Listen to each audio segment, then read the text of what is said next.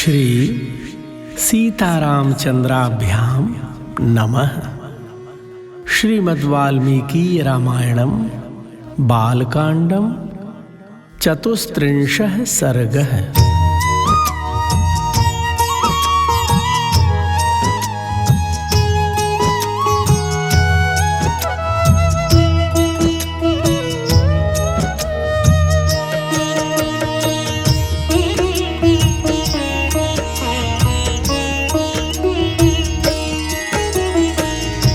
श्री राम जय राम जय जय राम। श्री राम जय राम जय जय राम। श्री राम जय राम जय जय राम। श्री राम जय राम जय जय राम। श्री राम जय राम जय जय राम। श्री राम जय राम जय जय राम। श्री राम जय राम जय जय राम। श्री राम जय राम जय जय राम। श्री राम जय राम जय जय राम। श्री राम जय राम जय जय राम। श्री राम जय राम जय जय राम। श्री सीतारामचंद्राभ्याम नमः। श्रीमद्वाल्मीकि रामायणं बालकांडं चतुस्त्रिंशः सर्गः। गाध की उत्पत्ति, कौशिकी की प्रशंसा। विश्वामित्र जी का कथा बंद करके आधी रात का वर्णन करते हुए सबको सोने की आज्ञा देकर शयन करना। भक्तजनों, इस पावन प्रसंग को 34वें सर्ग में श्रवण कीजिए। जय सिया राम।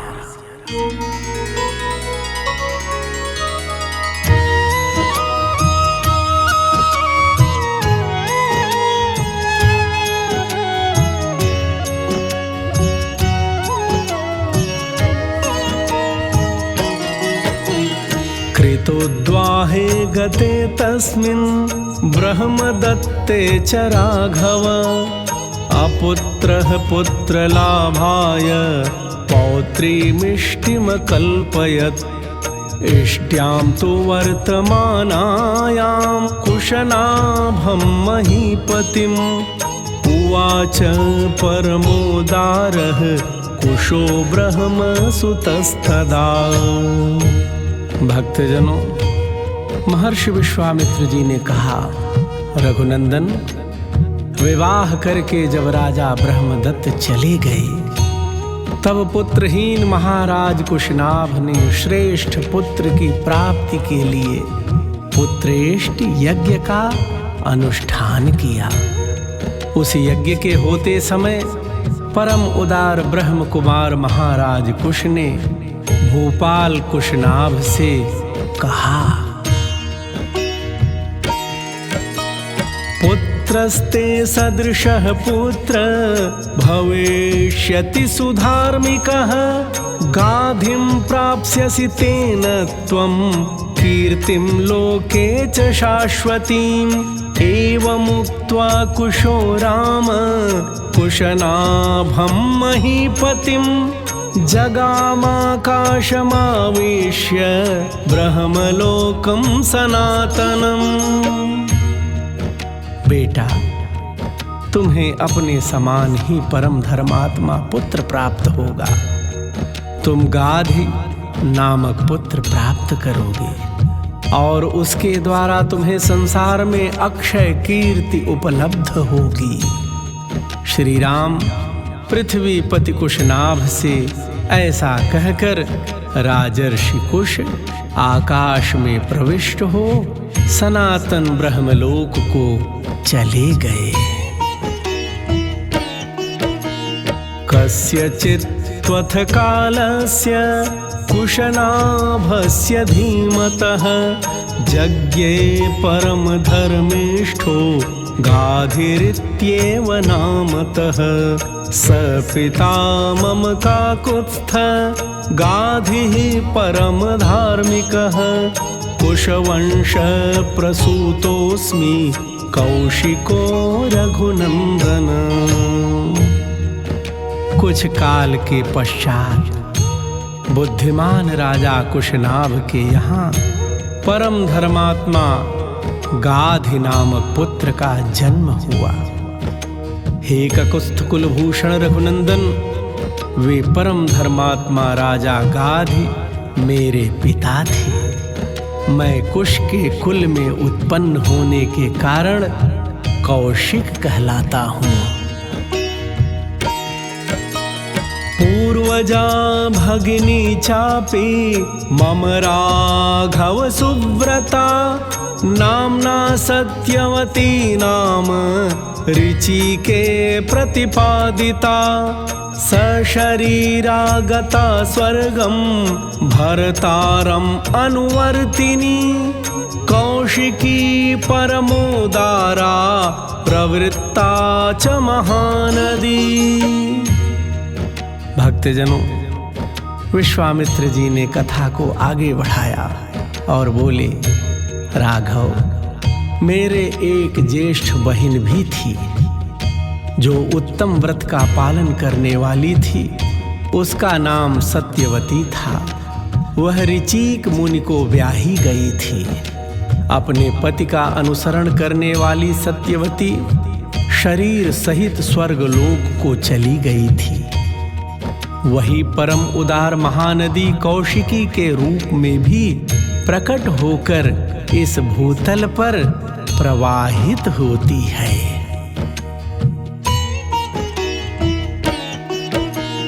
दिव्या पुण्योदका रम्या हिमवन्तम् उपाश्रिता लोकस्य हितकार्यार्थं प्रवृत्ता भगिनी मम ततोऽहं हिमवत्पार्श्वे वसामि नियतः सुखं भगिन्यां स्नेह संयुक्तः कौशिक्यां रघुनंदन। हे राघव, मेरी वह बहन जगत के हित के लिए हिमालय का आश्रय लेकर नदी रूप में प्रवाहित हुई। वह पुण्य सलिला दिव्य नदी बड़ी रमणीय है। हे रघुनंदन, मेरा अपनी बहन कौशिकी के प्रति बहुत स्नेह है। अतः मैं हिमालय के निकट उसी के तट पर नियम पूर्वक बड़े सुख से निवास करता हूँ। सातु सत्यवती पुण्या सत्ये धर्मे प्रतिष्ठिता पतिव्रता महाभागा कौशिकी सरितांबरा अहं हि नियमाद्राम हित्वा तां समुपागतः सिद्धाश्रममनुप्राप्तः सिद्धोऽस्मि तव तेजसा। राघव, पुण्यमयी सत्यवती सत्य धर्म में प्रतिष्ठित है। वह परम सौभाग्यशालिनी पतिव्रता देवी यहाँ सरिताओं में श्रेष्ठ कौशिकी के रूप में विद्यमान है। श्री राम, मैं यज्ञ संबंधी नियम की सिद्धि के लिए ही अपनी बहन का सानिध्य छोड़कर सिद्धाश्रम, भक्तजनों, यह सिद्धाश्रम आज बिहार के बक्सर में है। विश्वामित्र जी कहते हैं कि मैं बहन का सानिध्य छोड़कर सिद्धाश्रम में आया था। अब तुम्हारे तेज से मुझे वह सिद्धि प्राप्त हो गई है। ईशा राम ममोत्पत्तिः स्वस्य वंशस्य कीर्तिता देशस्य हि महाबाहो यन्मां त्वं परिपृच्छसि घतोर्धरात्रः काकुत्स्थ कथाः कथयतो मम निद्रामभ्यसनोऽस्म्यहं ध्येहि भद्रं ते मा भूद्विघ्नो ध्वनिहनः। महाबाहु श्री राम, तुमने मुझसे जो पूछा था उसके उत्तर में मैंने तुम्हें शोणभद्र तटवर्ती देश का परिचय देते हुए यह अपनी तथा अपने कुल की उत्पत्ति बताई है। काकुत्स, मेरे कथा कहते कहते आधी रात बीत गई है, अब थोड़ी देर नींद ले लो, तुम्हारा कल्याण हो। मैं चाहता हूं कि अधिक जागरण के कारण हमारी यात्रा में विघ्न ना पड़े। निष्पन्दास्तरवः सर्वे नीलीना मृगपक्षिणः नैशेन तमसा व्याप्ता दिशश्च रघुनन्दन।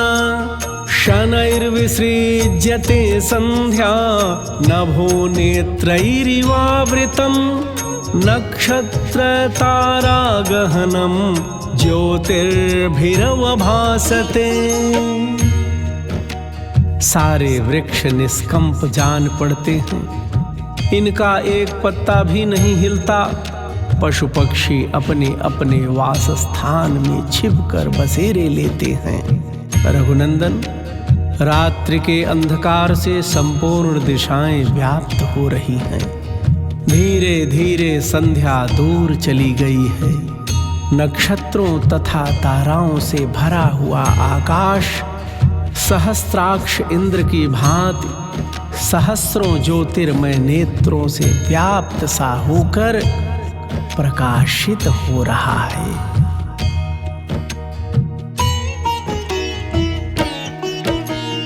उत्तिष्ठते च शीतांशुः शशिलोकतमोनुदः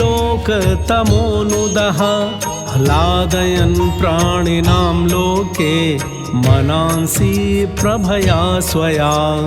नैषानि सर्वभूतानि प्रचरन्ति ततस्ततः यक्षराक्षससङ्घाश्च रौद्राश्च पिशिताशनाः। रघुनंदन, संपूर्ण लोक का अंधकार दूर करने वाले शीत रश्मि चंद्रमा अपनी प्रभा से जगत के प्राणियों के मन को आह्लाद प्रदान करते हुए उदित हो रहे हैं। रात में विचरने वाले समस्त प्राणी यक्ष राक्षसों के समुदाय तथा भयंकर पिशाच इधर उधर विचर रहे हैं। एवमुक्त्वा महातेजा विरराम महामुनिः साधु साध्विति ते सर्वे मुनयो ह्यभ्यपूजयन्। कुशिकानामयं वंशो महान् धर्मपरः सदा ब्रह्मोपमा महात्मानः कुशवंश्या नरोत्तमाः। भक्तजनों, ऐसा कहकर महातेजस्वी महामुनि विश्वामित्र चुप हो गए। उस समय सभी मुनियों ने साधुवाद देकर विश्वामित्र जी की भूरी भूरी प्रशंसा की। कुशपुत्रों का यह वंश सदा ही महान धर्म परायण रहा है। कुशवंशी महात्मा श्रेष्ठ मानव ब्रह्मा जी के समान तेजस्वी हुए हैं। विशेषेण भवानेव विश्वामित्र महायशः कौशिकी सरितां श्रेष्ठा कुलोद्योतकरी तव। मुदितैर्मुनिशार्दूलैः प्रशस्तः कुशिकात्मजः निद्रामुपागमच्छ्रीमान् अस्तङ्गत इवांशुमान्। रामोऽपि सह सौमित्रिः किञ्चिदागत विस्मयः प्रशस्य मुनिशार्दूलं निद्रां समुपसेवते। भक्तजनों, महायशस्वी विश्वामित्र जी, अपने वंश में सबसे बड़े महात्मा आप ही हैं तथा सरिताओं में श्रेष्ठ कौशिकी भी आपके कुल की कीर्ति को प्रकाशित करने वाली है। इस प्रकार आनंद मग्न हुए उन मुनिवरों द्वारा प्रशंसित श्रीमान कौशिक मुनि अस्त हुए सूर्य की भांति नींद लेने लगे। वह कथा सुनकर लक्ष्मण सहित श्री राम को भी कुछ विस्मय हो आया। वे भी मुनि श्रेष्ठ विश्वामित्र की सराहना करके नींद लेने लगे। इत्यार्षे श्रीमद् रामायणे वाल्मीकिये आदि काव्ये बालकांडे चतुस्त्रिंशः सर्गः।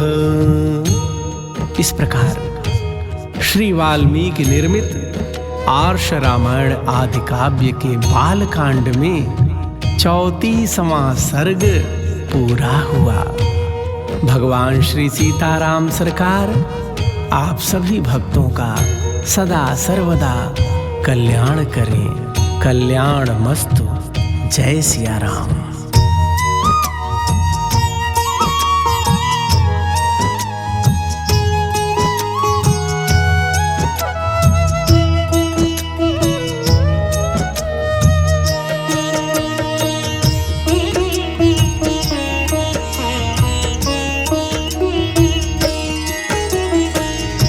श्री राम जय राम जय जय राम। श्री राम जय राम जय जय राम। श्री राम जय राम जय जय राम। श्री राम जय राम जय जय राम।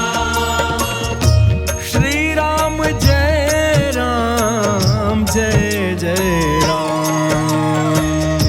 श्री राम जय राम जय जय राम। श्री राम जय